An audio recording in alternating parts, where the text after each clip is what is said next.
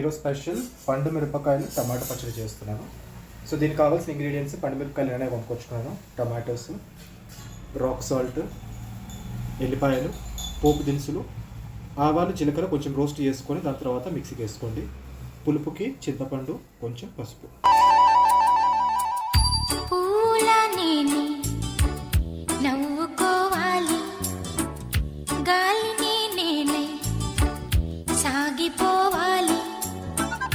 చింతలే